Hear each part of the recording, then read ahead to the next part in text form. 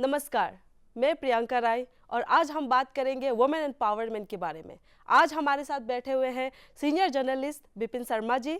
उनसे हम जानेंगे कि आज हमारे जो पहले के जनरेशन में जहां महिलाओं को बहुत डिस्क्रिमिनेट किया जाता था, आज उसी को इक्वालिटी मिलता है कि नहीं। तो सर, सबसे पहले हम आपसे ये जानना चाहेंगे कि पहले के ज़माने में महिलाओं को काफ़ी डिस्क्रिमिनेट किया जाता था, उनके लिए ज़्यादा अपॉर्चुनिटीज़ दे रखा गया था, कोटा सिस्टम नहीं था सर। लेकिन आजकल महिलाओं को भी उतना ही सहयोग दिया जाता है जितना जो पुरुष को दिया जाता है। तो सर, आप उसके बारे में आपका क्या विचार है?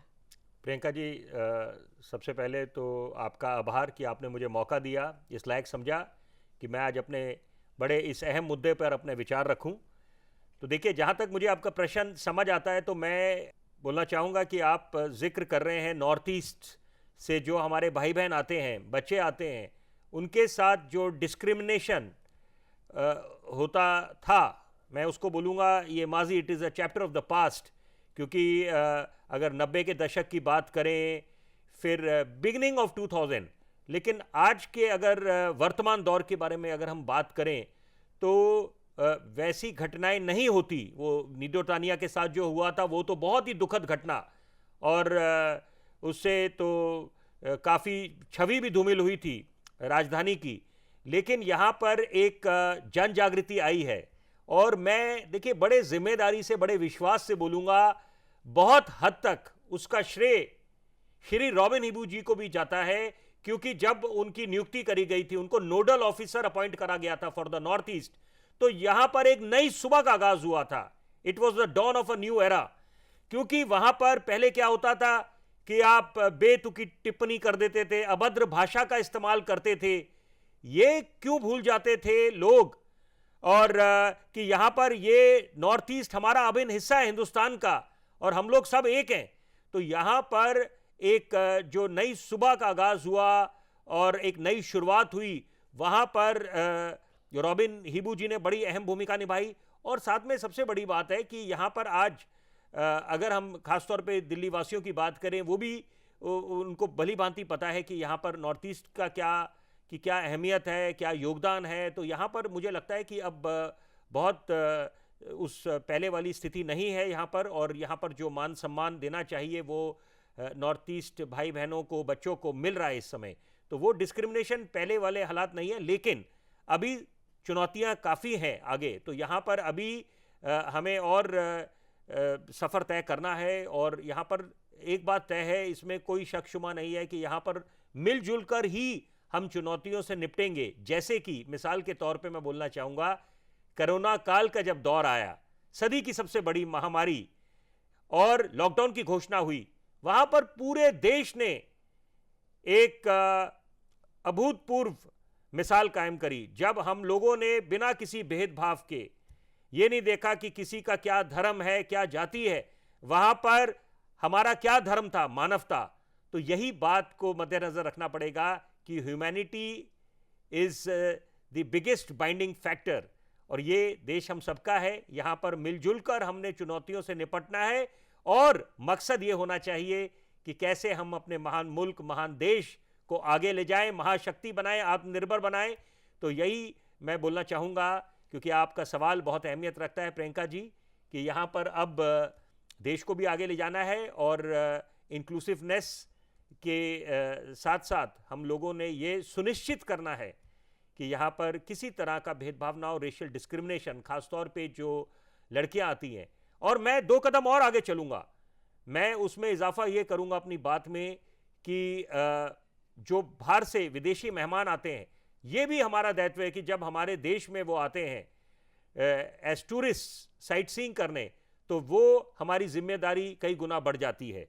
क्योंकि यहाँ पर हमने ये इस बात का ध्यान रखना है कि किसी तरह की उनको दिक्कत ना आए, और हिंदुस्तान के बारे में अच्छी राय लेके वो अपने मुल्क वापस जाएं।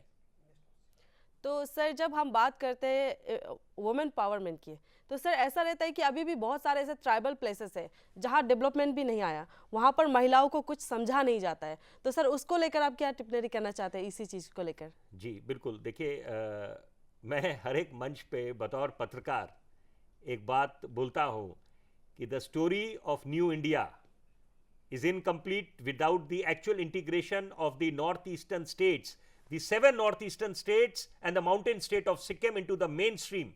तो यहां पर हम जो नए भारत की बात करते हैं, बहुत अच्छी बात है, बहुत अच्छा सपना है, हमने अपनी आंखों में संजो के रखा है नए भारत का सपना। तो यहां पर वो तब तक मुमकिन नहीं है जब तक हम नॉर्थ ईस्टर्न स्टेट्स को मेन स्ट्रीम में लेके नहीं आएंगे। Action speak louder than words. तो यहां पर मियर रिटोरिक विल नॉट सफाइस, यहां पर वो कर दिखाना पड़ेगा कि यहां पर कैसे और जॉब अपॉर्चुनिटीज दी जाए और कैसे एम्पावरमेंट की बात करना बहुत अच्छा लगता है। It is music for the years कि महिला सशक्तिकरण, लेकिन यहाँ पर आज भी हम देखते हैं कि यहाँ पर महिलाओं के साथ जो अप्रिय घटना हो जाती है, दुष्कर्म होता है, तो यहाँ पर तो उसमें किसी तरह की ये राजनीति होनी नहीं चाहिए। मुझे लगता है कि ये तो एक ऐसा मुद्दा है कि जहाँ पर सबको एक मंच पे खड़ा होना चाहिए, एक स्वर में स्वर मिलाना चाहिए, कंधे से कंधा मिलाकर ये हमें सुनिश्चित करना है कि हम महिलाओं के प्रति किसी तरह के दुष्कर्म अपराध को सहन नहीं करेंगे और यहाँ पर महिलाओं को बिल्कुल सुरक्षित रखेंगे। तो सर, आपने जैसे हिबू रॉबिन सर की बातें की है, उनके जो कोरोना काल में उनका जो सहयोग हमारे भारत के लिए जो रहा सर, तो उसको आप लेकर और क्या डिटेल्स कहना चाहेंगे? क्योंकि हमारे अरुणाचल प्रदेश को भी उन्होंने काफ़ी एक ऐसा नाम, एक स्थान दे दिया जहां अब उनको सब लोग जानते हैं। देखिए, ये आपने बहुत बेहतरीन सवाल पूछा है और मेरे को हंसी इसलिए भी आ रही है क्योंकि मेरे को वो समय याद आ गया कि कोरोना काल में देखिए, एक तरफ तो हम लोग घरों में कैद थे, लॉकडाउन की घोषणा थी और सबसे बड़ी बात है नियमों का अनुपालन करना था। और तो वहाँ पर रॉबिन हिबू जी रात दिन, जिसे कहते हैं, कहावत है रात दिन लगना, तो वो सही मायने में रात दिन लगे हुए थे।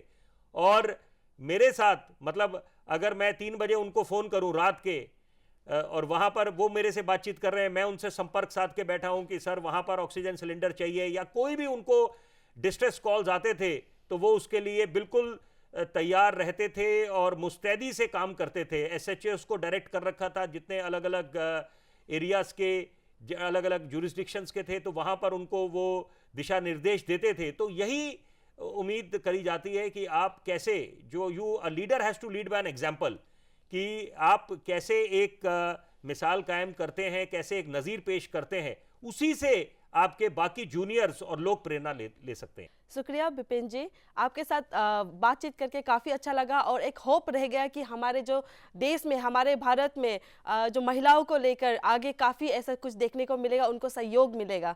तो अभी आप जैसे कि कह रहे हैं कि आगे महिलाओं को लेकर सब साथ लेके चलेंगे सर, तो उसको हम भी होप करते हैं और जितने महिलाएं उनको भी कहेंगे कि साथ ही साथ आप लोग भी आगे बढ़े और जो वुमेन पावरमेंट है उसको साथ लेके चलें। शुक्रिया।